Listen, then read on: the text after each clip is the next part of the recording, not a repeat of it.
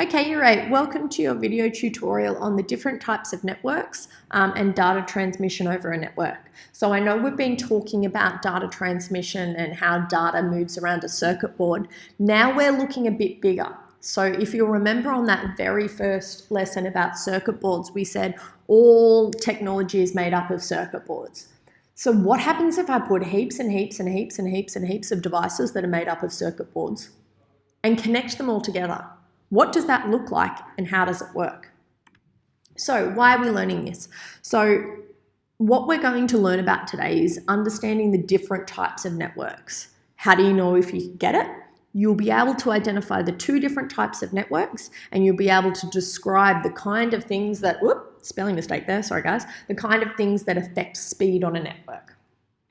So the first type of network is a network that you guys will use a lot of the time. So it's called a LAN or a local area network. Examples of LAN include your home network, so all your devices together at home. So this is an example of what a home network could look like. What you have is a modem router in the middle. So that connects all your devices together, and that you could have laptops, smartphones, printers, Xboxes, smart TVs, could have a PC wired in. What all these devices do is that they are on a local area network and they're all connected to the same one device.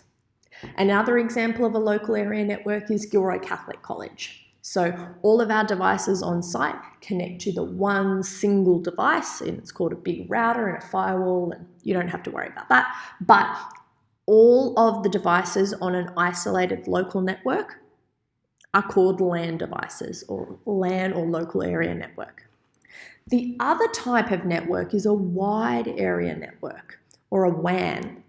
Now, what a WAN is, or a wide area network, is a network where whole lots of different devices or whole lots of different LAN devices are all connected. So you might have this one here, this one here, this one here, and this one here. An example of where you might use a WAN is not when we're just looking at Gilroy's network, but when we're also looking at all of Catholic Education Diocese of Parramatta. So Marion, Emmaus, St. Columba's, all our schools are all connected on a wide area network. Yes, Gilroy will be a LAN over here, but we are all connected into each other, and the wide area network is called Catholic Education Diocese of Parramatta, or the CEDP network. So they're the two different distinctions that you have to understand. LAN is just one isolated network, and WAN is a whole lot of different LANs, usually connected together through different types of technology.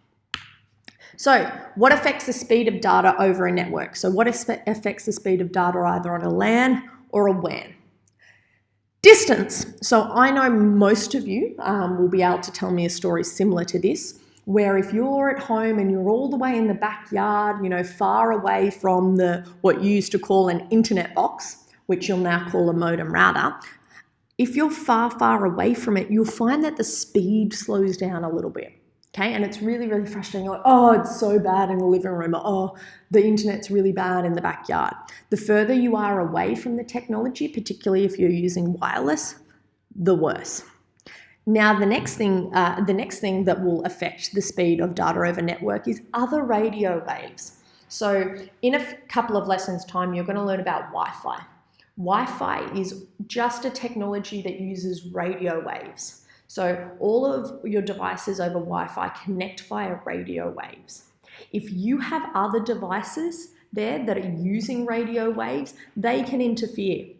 So for any of you who have ever been on a plane before, you'll know that the pilot asks you to turn off your data or turn your phone onto airplane mode. Now, airplane mode exists for a reason, because the pilot, when he uses his navigation system, uses radio waves. Your mobile device uses radio waves. His navigation will be affected if your radio waves are getting in the way. In a similar way, if on your LAN or on your local area network at home, you've got devices that are using radio waves, they can cause and affect the speed of data on your network. The next one is physical objects. The best examples I can give of this is double brick. So because these radio waves come out from your modem router and connect to your device, if they bump into any physical objects, so double brick is a great example, ceramic, so your toilet bowl is another great example, physical objects in the way will also affect the speed of your data because it's harder for those radio waves to penetrate. And last but not least, a very obvious one for you guys is the volume of devices. The more devices you have in the room, the or on the LAN, the slower your network or your speed of data over the network can be. The best example of this is Gilroy Catholic College at about 3:35. Once 1,300 children leave, the network is absolutely gung-ho. You can download, you can utilize it, nothing slow. Whereas before that, when 1,500 people were trying to use the network, much, much, much slower. Okay, and that's it, guys. They're the 4 things you need to be able to understand. So you need to be able to identify what a WAN is and what a LAN is, and you need to be able to talk about these 4 things and how they affect the speed of data over a network.